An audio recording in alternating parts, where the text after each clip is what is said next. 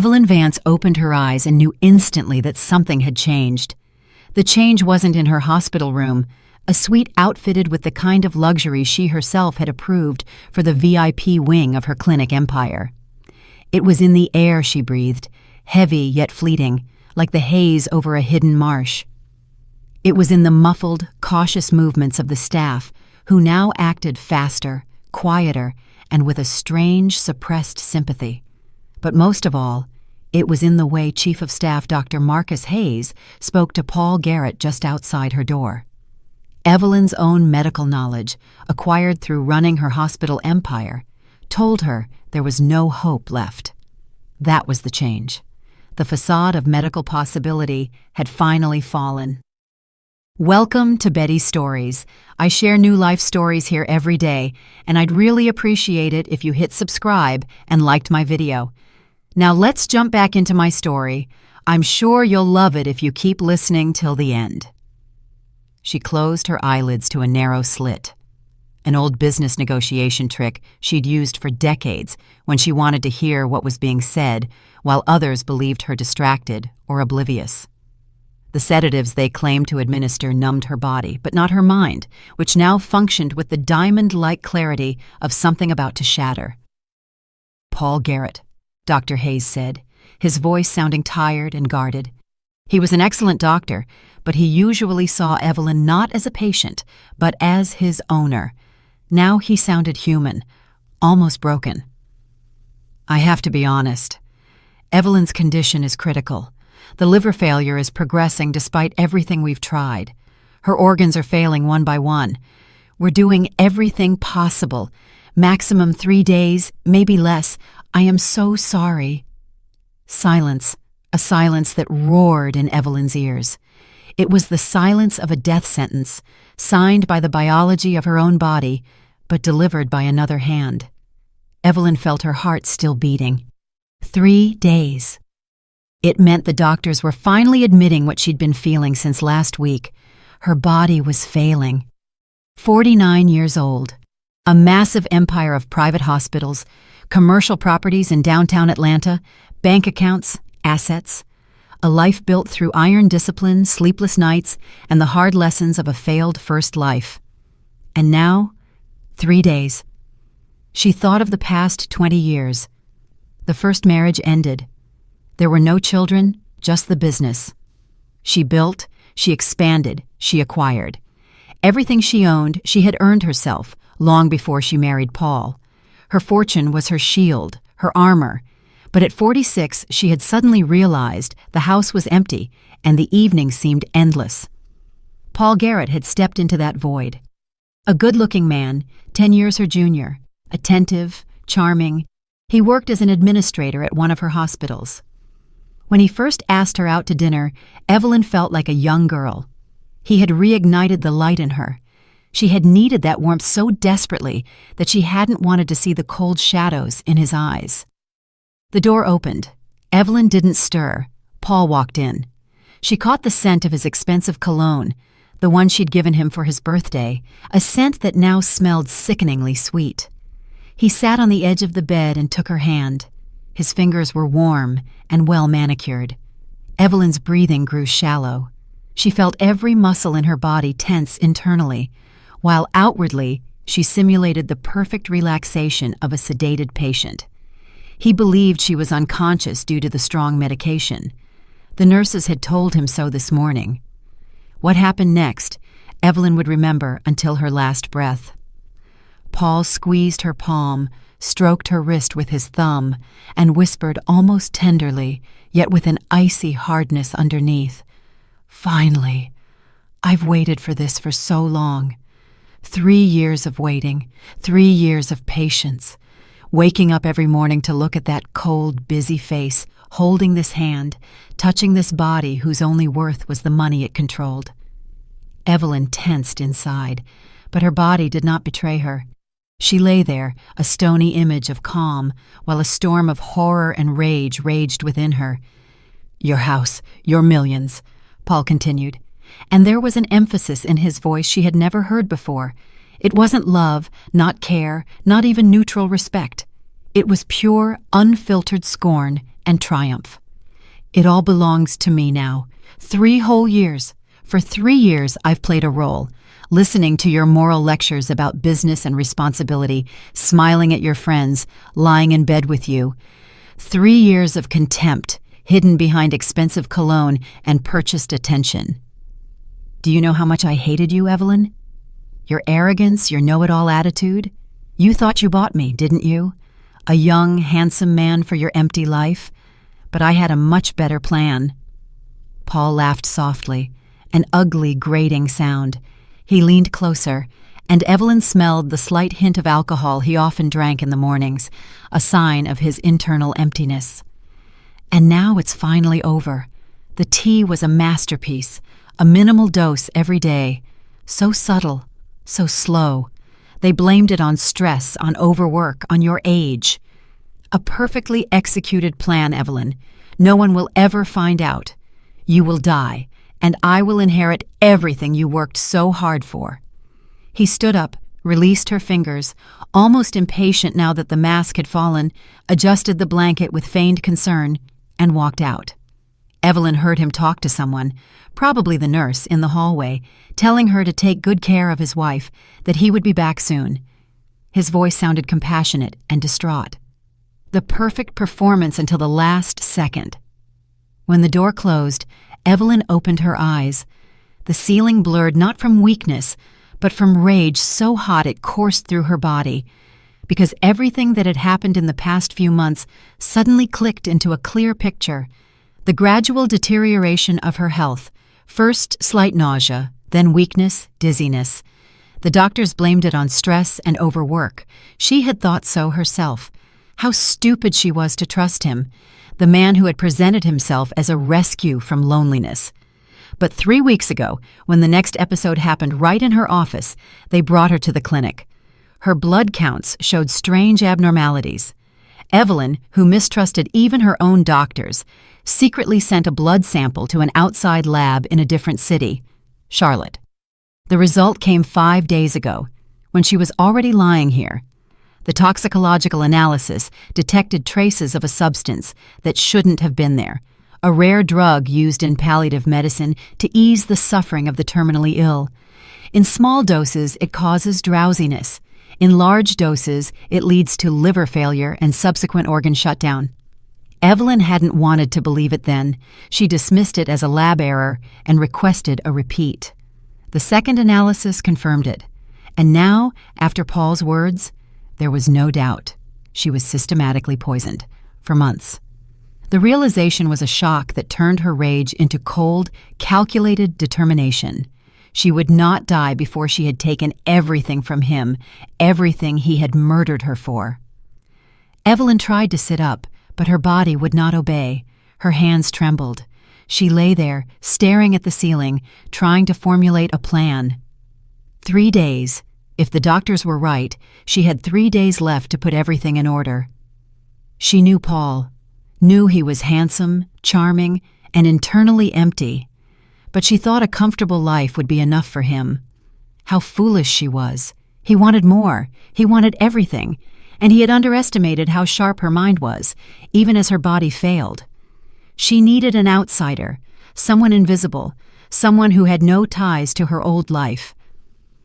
Evelyn slowly turned her head toward the door. Someone was handling a bucket in the hallway. She heard water splashing, the scrape of a mop. She called out softly, "Girl?" Her voice was rough and much weaker than she intended. The noise stopped.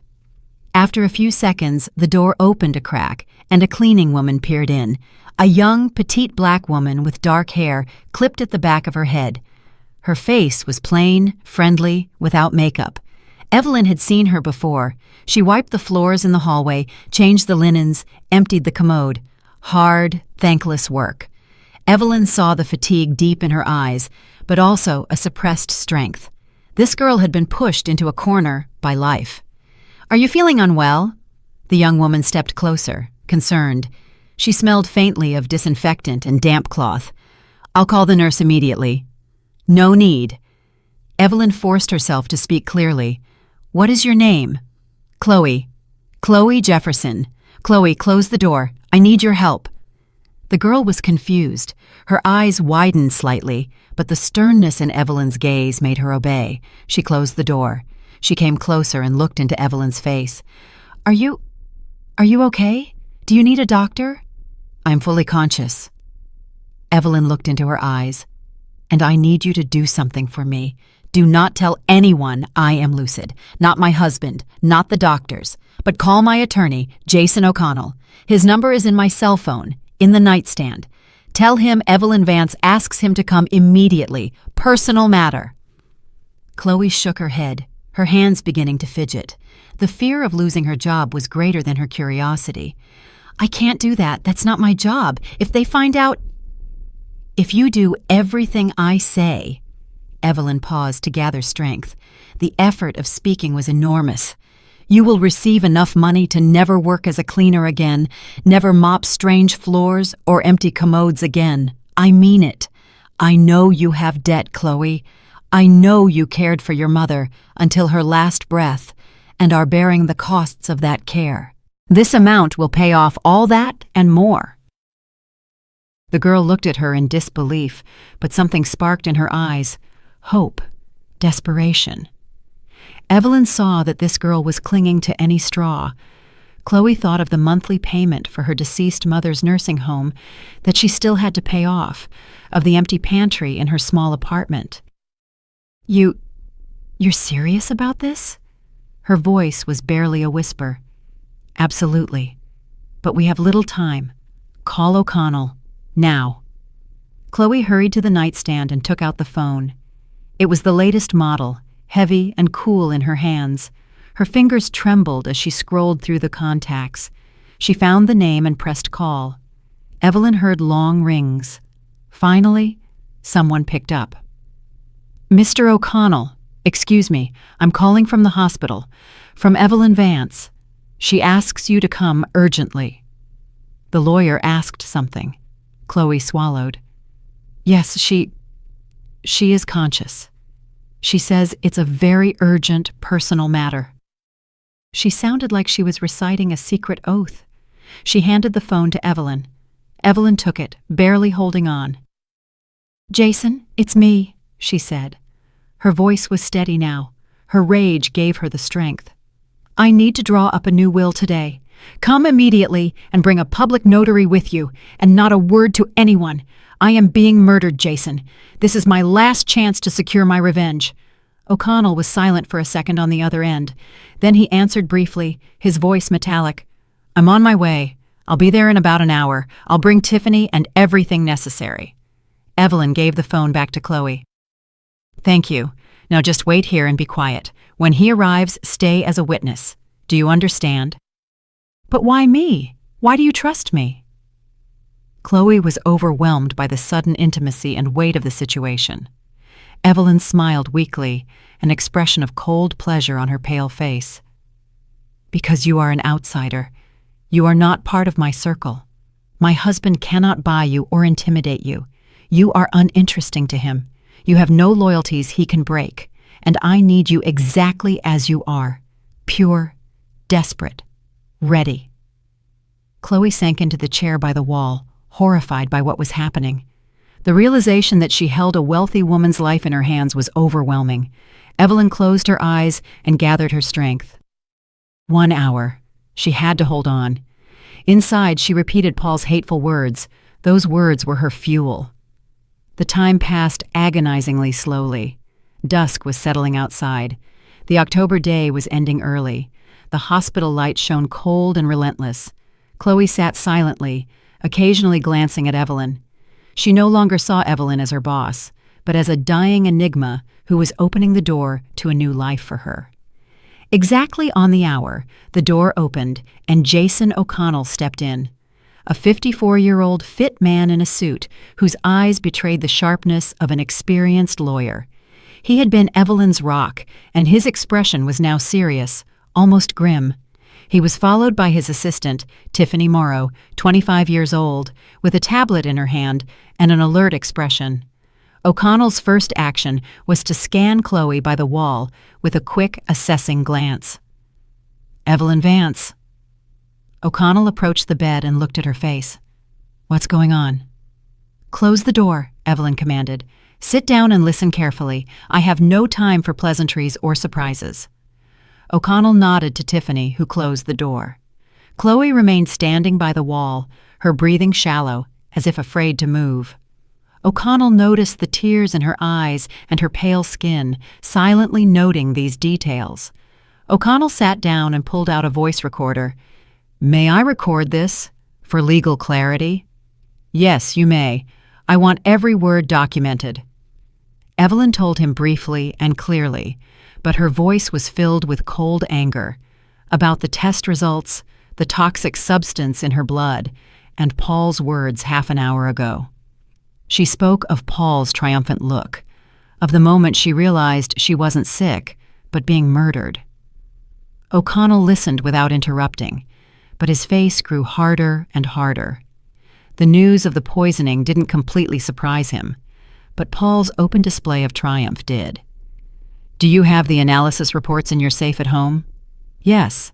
The code is my mother's birthday. Get them and make copies. That is the evidence against him. That is the basis for a criminal case, O'Connell said slowly, his voice deep. But first, we must secure your will, or the entire estate will fall to your husband by law. Legal logic must precede human revenge. That is exactly why I called you. I want to leave everything to this young woman. Evelyn indicated Chloe with a weak movement of her head. Chloe Jefferson, and she will pay you generously for your services. We will include that in the will as well. O'Connell turned and scrutinized the cleaning woman. Chloe was deathly pale, but nodded in agreement. The thought of becoming a multimillionaire was too abstract, but the idea of denying Paul the inheritance began to produce a cold satisfaction in her. But why her? O'Connell's question was professional, but also personal. Because she is here, because I trust her, and because I have no time for doubts. My entire estate is premarital property. I have no children. It is mine, and I can dispose of it as I wish. Draw up the will so that Paul cannot contest it. Secure it against every legal attack. O'Connell nodded, his thoughts racing. We need a notary and a doctor to confirm your capacity to execute the will at the moment of signing. Without that, the will is vulnerable. Organize it today, immediately. I need an independent witness who gives Garrett no grounds for attack. All right. Tiffany, call the on-call public notary and find an independent neurologist or psychiatrist from another hospital. They must come immediately. Ensure this doctor has no contact with Hayes. Tiffany went out and took out her phone. O'Connell turned to Chloe. His gaze was insistent. Ma'am, do you understand what is happening? Chloe nodded uncertainly. Not entirely. It's terrifying. You will inherit the entire estate of Evelyn Vance. The house, the hospitals, properties, accounts. You will be a very rich woman, but you will also become a target for her husband. He will try to contest the will. Perhaps he will try to intimidate you or bribe you. Or worse. We are talking about a murderer here. Are you ready for that? Chloe was silent. She took a deep breath, feeling the pounding in her temples. The possibility of never being hungry again was a powerful incentive. Do I have to be? Yes, because we will do everything right legally, but psychologically it will be a war. He will not leave you alone. You must be steadfast, Chloe. Evelyn interjected, her voice now very weak. Chloe, I am not asking you to be a saint. Once you have the money, do what you want with it. But I ask you one thing. See this poisoning through to the end so he goes to prison, so he doesn't kill anyone else, and reward generously everyone who helps you. Do you promise me? The girl looked at Evelyn, tears in her eyes. It was the last request of a dying woman. I promise. I will seek justice for you. Half an hour later, the room gathered. The public notary, an older gentleman with a briefcase and seal, a psychiatrist from the neighboring hospital, a woman in her 50s, O'Connell, Tiffany, Chloe, and Evelyn herself. The atmosphere in the room was tense, solemn, and shadowed by the anticipation of death. The notary looked at Evelyn with respect, witnessing how she was using her last hours to stage an act of revenge. The psychiatrist conducted a quick but thorough examination, asking questions. What day is it? Where are you? What is the name of the President of the United States? Evelyn answered clearly. The doctor noted on the form, after checking Evelyn's pupils and evaluating her response. Patient is oriented in time, space, and to person. Consciousness is clear. Legally capable to execute a will. Signature, stamp. The final legal hurdle was cleared. The notary opened his laptop and began typing the text of the will. He read it aloud. I, Evelyn Vance, of sound mind and memory, bequeath my entire estate as it belongs to me on the day of my death to Chloe Jefferson. He looked up. Ms. Vance, are you aware that you are disinheriting your husband? Yes, I am aware. That is my express wish. Are you acting of your own free will, without coercion? Yes, I confirm. Evelyn's eyes fixed on the notary, dispelling any doubt about her resolve. The notary nodded and printed the form with a portable mini-printer. O'Connell filmed the entire process with his cell phone camera. Evelyn signed with a trembling hand. The notary affixed his seal and attested to it.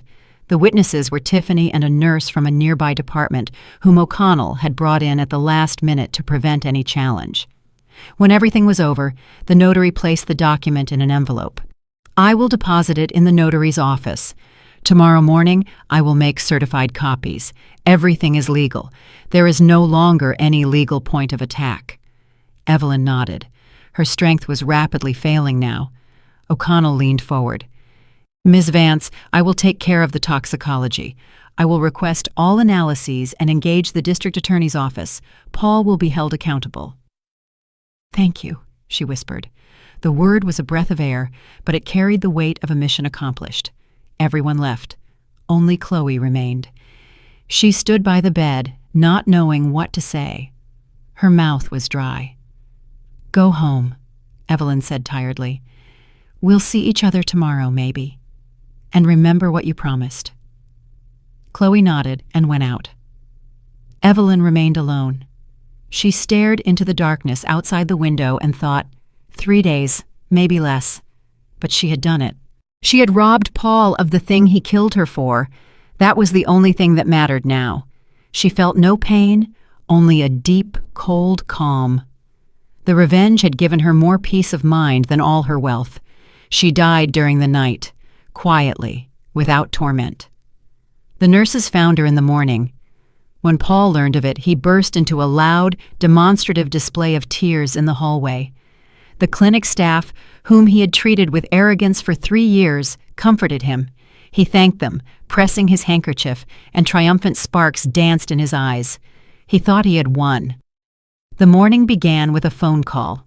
Paul Garrett sat in Evelyn's office, which he now considered his own, flipping through documents, property deeds, bank statements, lease agreements. All this wealth now belonged to him. 3 years of waiting, 3 years of playing the loving husband. The result was now before him.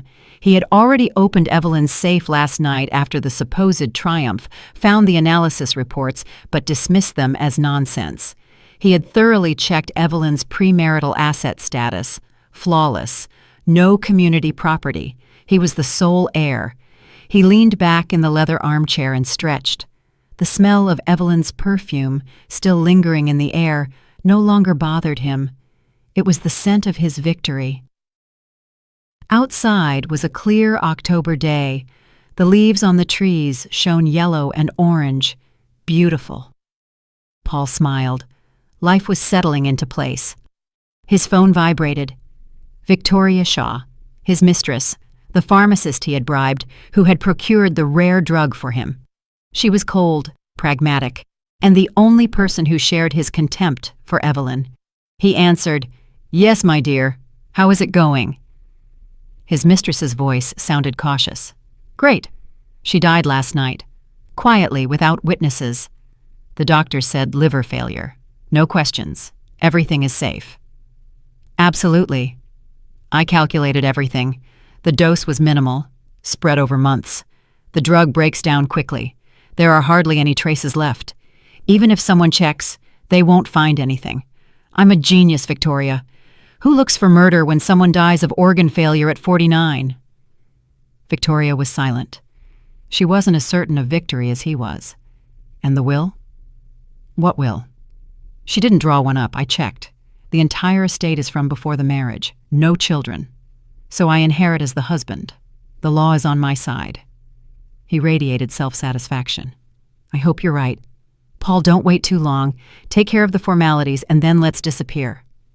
Vivi, don't be nervous. In 6 months, I'll have everything sorted. Sell the hospitals and properties and we'll move away. Anywhere you want, overseas. The money is enough for several lifetimes. We'll open a clinic in the Caribbean, but just for ourselves. Victoria sighed. Good. Just be careful. Take it slow. Play the mourner. People need to believe you are devastated. I am a professional, Paul sneered. Don't lecture me. I played the role of my life for 3 years. He hung up and went to the cabinet where Evelyn kept her collected cognac. He poured himself a glass, sipped it. Excellent. Everything in this house was excellent. And now it belonged to him. He felt like a king who had reclaimed his throne. There was a hard knock at the door. The housekeeper, an older woman with red eyes, entered. She had served Evelyn for 20 years and always looked at Paul with suspicion. Mr. Garrett, the attorney is here for you. Jason O'Connell. He's not alone. Paul frowned. O'Connell. That man had always been too smart and too observant. Evelyn had entrusted him with all legal matters. What did he want? Was he coming to settle his fees? Let him in. O'Connell appeared in the office, elegantly dressed in a suit and with a serious face. His gaze was hard and judgmental. He didn't offer his hand in greeting, just nodded. Mr. Garrett, my condolences. Thank you. Paul put on a grieving grimace. This is a tragedy. I am devastated. He gestured to the cognac. Would you like a drink to calm your nerves? No, thank you. I need to discuss some legal matters with you. It cannot wait. I'm listening. Please, have a seat. O'Connell sat down without being asked and pulled out a file. The file looked thin, but its contents already seemed ominous to Paul. Evelyn Vance left a will. Paul tensed up. Really? He had checked the safe. Had Evelyn outwitted him? A cold wave crawled up his spine. When? When did she manage that? That's impossible. She was unconscious. The entire estate that belonged to her at the time of her death has been bequeathed to another person. A pause. Paul needed a moment to grasp the meaning. The air in the room seemed to freeze. The realization hit him like a sledgehammer. He had killed for nothing. You mean, I am not the heir according to the will? His voice was suddenly thin. Ms. Vance disposed of her property differently. It was her legal right. Paul jumped up. His facade of grief crumbled in an instant. That's impossible. She was in a coma. When did she manage that? He almost screamed. Anger distorted his handsome face. O'Connell looked at him coldly. His calm was in stark contrast to Paul's panic. The will was drawn up one day before her death, in the presence of a public notary, a psychiatric doctor who confirmed her legal capacity, and 2 witnesses. Everything is absolutely lawful. We took every legal precaution you can imagine. To whom? Paul asked. He felt his back turn cold. To whom did she leave it? My cousin? A foundation? That will be announced tomorrow at 10 o'clock at the notary's office. Your attendance is mandatory. O'Connell's eyes briefly sparkled. I will contest it. Paul slammed his fist onto the polished mahogany desk. The cognac glass rattled. She was not of sound mind. She was sick. This is a farce. We have a doctor's certificate confirming her full legal capacity at the moment of signing. There is a video recording and the statements of the notary. She was mentally lucid, Mr. Garrett. O'Connell stood up. I advise you to prepare yourself morally and hire your own attorney. The will is a fortress. He left without saying goodbye. Paul remained alone, breathing heavily. A will. How dare she? How had she managed it? He grabbed the phone and dialed Victoria's number. We have a problem. A huge problem. Evelyn tricked us. The next morning, Paul appeared at the notary's office. He had barely slept. Victoria Shaw accompanied him. He introduced her as a family friend supporting him in this difficult hour. She wore a dark suit and nervously looked around. The notary, the same older gentleman, received them in his office. O'Connell and his assistant, Tiffany Morrow, were already seated there. "Where is the heir?" Paul asked sharply, his voice slightly trembling. He expected to see a distant relative or a business partner. "The heiress sent a representative," the notary replied. "Her interests are represented by Attorney O'Connell, based on a notarized power of attorney." "Who is she? Where is she?" The notary opened the file and pulled out the document. He looked at Paul with a mixture of pity and contempt. "According to the will of Evelyn Vance, the sole heir to her entire estate is Chloe Jefferson residing—" "Who is that?" Paul couldn't believe his ears. "I have never heard of her." Disbelief gave way to stark horror. "The cleaning lady from the hospital where your wife passed away," the notary confirmed dryly.